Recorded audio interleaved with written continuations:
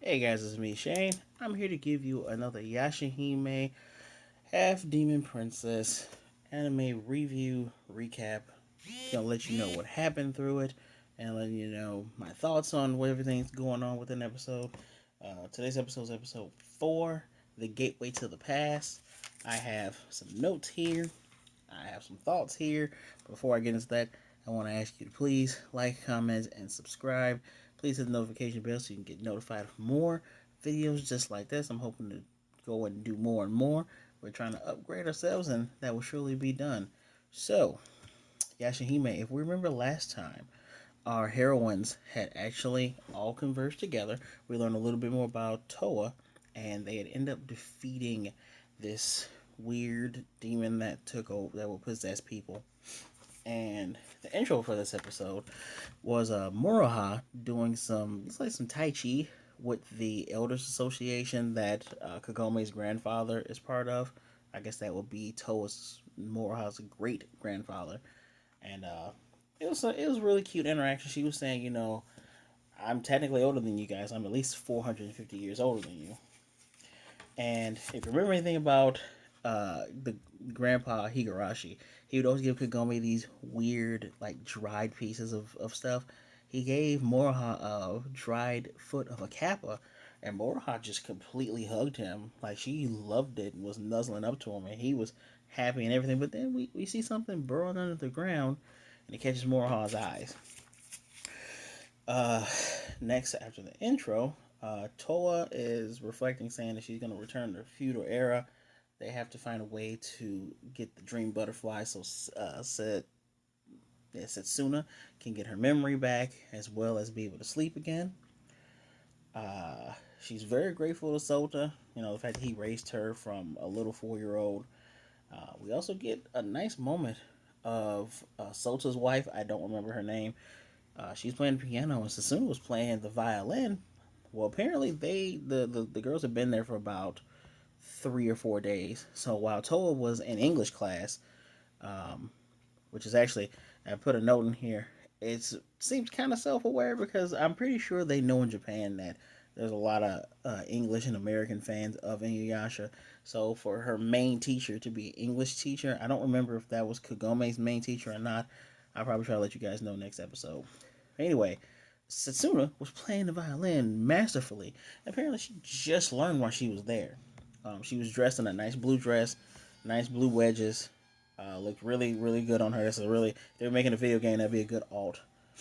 And the little girl, Sota's biological daughter, Toa's little sister, she came in and said Moroha has a way for everybody to go back.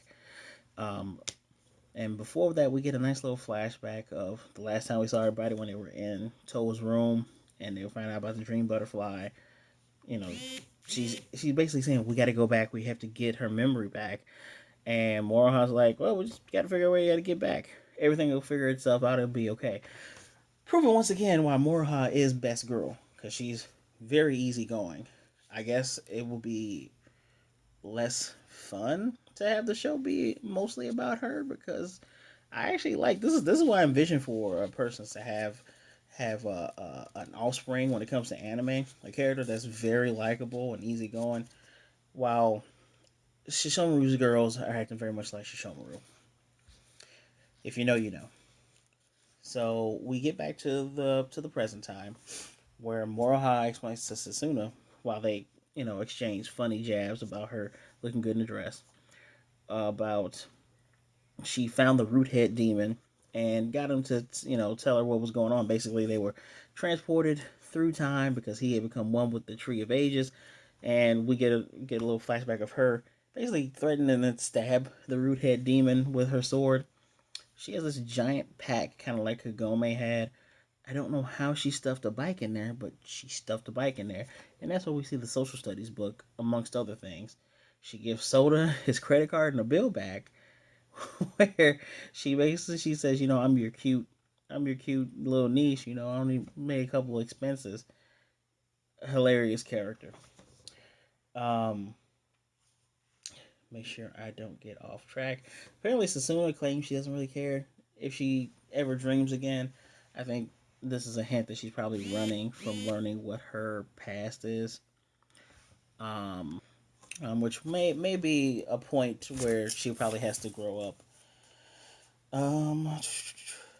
Sasuna made a very funny face with Moroha. Sasuna's face was actually really hilarious because wow, Shishomaru never made faces until the last panel of the manga where Kagome calls him Big Brother. Just the facial expressions of these characters are hilarious still.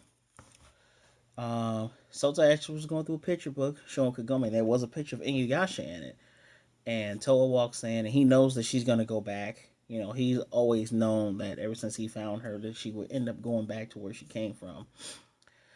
Uh, so, you know, they share it's a very cute and very tender moment. They all head back to the tree. The little sister May makes them promise that they all come back. She says, you know, I have three big sisters. You all have to come back. When they get to the tree and they ask Moroha, what did she, you know, how did she get Roothead to even agree to transport them? She said, oh, yeah, I promised him, you know, the pearls that we all have. And they said, well, okay, but is that a safe thing? She's like, we'll figure out when we figure it out. So as they awaken the Roothead, he sucks the violin and the bag through. He sucks the bag and the violin through. They jump in after their items, and then we get this very familiar visage of what appears to be Kikyo, with making the root head demon within the Tree of Ages sleep. And the girls are now moving through this tree where they come across Kikyo. You know, even Moroha says she doesn't smell like a demonic presence. And apparently, this isn't Kikyo. This is the vessel, the form that the Tree of Ages has chosen to show itself as, because the sacred arrow that it was shot with was shot by Kikyo. So it's kind of an echo of her energy. And the Tree of Ages explains to them that they want Tree of Ages wants the three princesses. I identifies them as the three half demon princesses, and says, I need you to kill a demon for me. I need you to kill Kirin Maru. Not a really good name. If you know what a Kirin is like a mythological, kind of a giraffe, dragon-ish creature. So to call it Kirin Maru, I think they could have came up with a better name. But they say, I need you to kill Kirin Maru long ago, because Kirin Maru apparently is going through time and is changing things and wants to turn the world and everything into nothingness, or return it to nothingness. And after she says that, she explains that, and she's specifically talking to Shishomaru's daughters. You know, your father Shishomaru, he was supposed to take over when his father passed away, because there were two demon kings of beasts.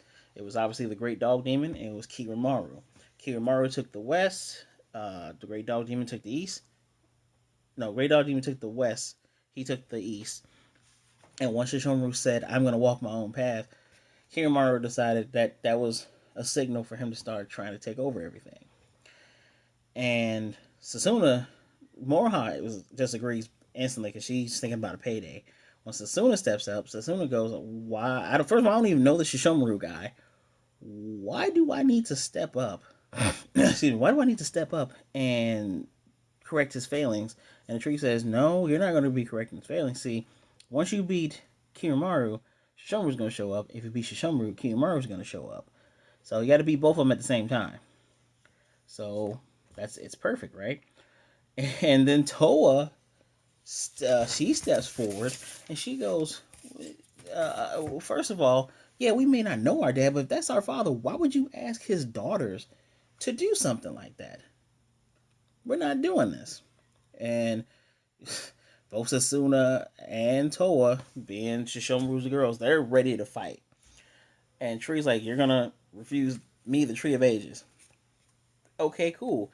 And Moroha's just like, Moroha's hilarious and looking like, are we actually going to do this? The Tree of Ages reawakens the root head demon that's taken hold with inside of it and fades away. Now they have to deal with the root head demon. and the root head demon was somehow sucking away Toa's powers. Uh, Moroha used the dried kappa foot to, I guess, weaken it or hurt it. It poked it in the thing poked it in his giant eye, to which Sasuna used her swallow technique, and Moroha used the volley of sacred arrows. Toa ends up getting her ability back, and she points her blade and makes a blue dragon come out. Which that's the Moroha showed her where the point was to defeat it, because Moroha had also used a crimson dragon flash. I believe that's the technique she used with her blade. So she's kind of surprised seeing another dragon appear. Once they beat Roothead, they pop out on the other side in the Feudal Era, which at that time, when they were going through, there was a beam from the modern era and the past era, which Lady Kaede saw, Hisu saw. They brought Kohaku. They meet everybody back. It also appears that since they killed Roothead, they might not have a way of getting back. Which Toa's like, I don't know if I actually should have joined this now. And the last thing we're left with the Tree of Ages and the visage of Kikyo. She's talking to somebody that looks like she's in a crystalline tree. And initially I thought this was Kagome, but she's talking to someone. She says, well, of course they refused. Uh, are you okay with leaving her like this? We see Shishomaru's feet walk away, and the tree says, that's one way of doing things. I fully believe that that is an adult Ren in that tree. And this is where our episode stops. We are left to see a not a flashback. We're left to see what's happening next time. Looks like Moroha has Miyoga with her, on top of having her own like kind of demon mode, kind of like what Inuyasha had when his hair returned black, or when he was being taken over by his demon blood. One thing I did miss to say, I forgot to say, was there was a moment when great grandfather and Kagome's mother said, make sure you tell your mother Kagome, that we said hi, that we love her and everything. And Moroha's like, yeah, sure, I'll tell her. Not that I know who that is. That is where my feelings started to turn. So we had a great last episode. We had a great episode 3. Episode 4 was great because they didn't start with a recap. They were just showing flashbacks here and there of what the conversation had continued on to. But now the issue is, how did she not know her mother and father? How are the children of two of the strongest demons, one half demon, one full demon? Pardon me. How are these two strong beings? How did they lose their kids? I'm gonna guess that since the Tree of Ages has told us about Kirin Maru, I'm gonna assume that Kirin Maru probably went back to a point in time, try to kidnap the girls, probably wipe their memories.